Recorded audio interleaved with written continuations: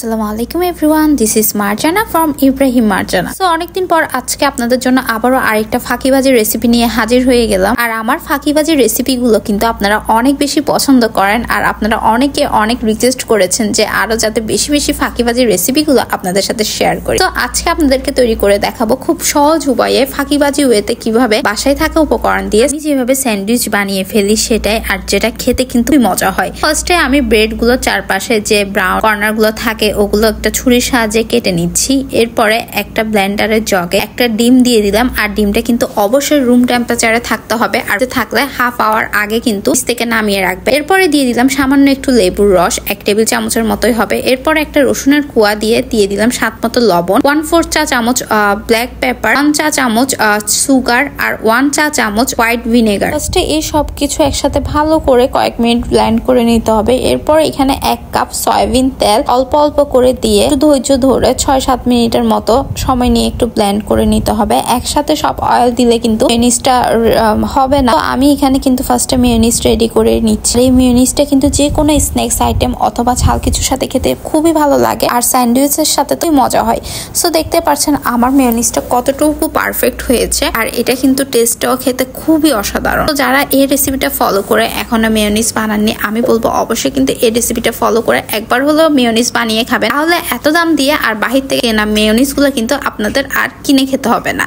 এদিকে চিকেনের breast piece নিয়ে তার মধ্যে সামান্য একটু লবণ, গোলমরিচের গুঁড়া আর আদা রসুন বাটা দিয়ে ব্রেস্ট পিস গুলো সিদ্ধ করে নিয়েছি ভালোভাবে। এরপরে এভাবে হাত দিয়ে ঝুড়া মাংসের মতো করে নিয়েছি। এই ঝুড়া মাংস গুলোই কিন্তু বানিয়ে রাখা সেই মেয়োনিজের সাথে অ্যাড করে দিচ্ছি। আরো অ্যাড করে দিলাম গাজর কুচি। এটা টোটালি অপশনাল, আপনাদের ভালো লাগলে দিতে পারেন, না হয় স্কিপও করতে পারবেন। এই গাজরটা কিন্তু হালকা আমি একটু বয়েল করে নিয়ে পানি হাত দিয়ে চেপে ভালো করে ফেলে দেন এখানে ইউজ করছি। কিছু ভালো করে মিক্সড করে নিলেই কিন্তু স্যান্ডউইচের জন্য পুরটা রেডি। দেখলেন তো কত কম ইনগ্রেডিয়েন্টস দিয়ে কোনো ধরনের ঝামেলা ছাড়াই কিন্তু এই পুরটা বানিয়ে নিলাম। আর এই পুরটা খেতে কিন্তু অসাধারণ। জাস্ট বাসায় আপনারা একবার হলেও কিন্তু ট্রাই করবেন। আর এই ফাঁকিবাজি রেসিপি ফলো করে চাইলে আপনার প্রিয়জনকেও কিন্তু এই স্যান্ডউইচটা বানিয়ে খাওয়াইয়ে শক্ট করে দিতে পারেন। যাই হোক, এখন কেটে রাখা সে ব্রেড গুলোর মধ্যে আমি পুরগুলো এভাবে একটা স্পুন দিয়ে ভালো করে চারপাশে লাগিয়ে নিচ্ছি। আর ব্রেডের মধ্যে আপনারা কিন্তু চাইলে এখানে বাটারও ইউজ করতে পারেন। সো আজকে আমি যেহেতু শর্টকাট উপায়ে দেখাচ্ছি, তো তাই আজকে আর আমি ইউজ করলাম না। আপনারা এখানে চাইলে বাটার, চিজও ইউজ করতে পারেন, সেই ক্ষেত্রে টেস্টটা আরো অনেক বেশি এনরিচ করবে। তো